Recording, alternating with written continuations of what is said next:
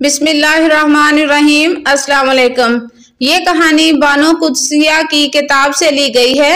हर औरत को जिंदगी में एक फैसला करना पड़ता है कि वो कब तक औरत रहेगी और कब माँ बन जाएगी। बच्चा पैदा करने से ही कोई माँ नहीं बनती, ये अंदर का फैसला होता है।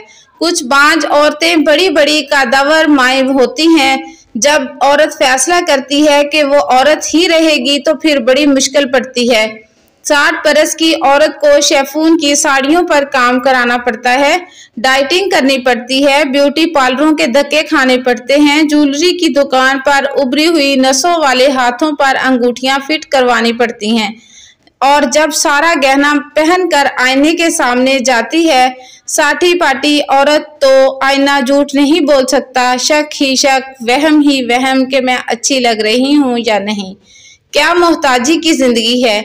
ये भी हमेशा हाथ में कासा मोहब्बत की खैरात जमा करना, ये भी कोई फैसला है औरत रहने का। सारी जिंदगी मोहताजी। कुछ औरतें एक और फैसला करती हैं, वो अंदर ही अंदर औरत से गुजरकर माँ बन जाती हैं। फिर इनके प्याले से हर एक के लिए कुछ ना कुछ निकलता ही रहता है।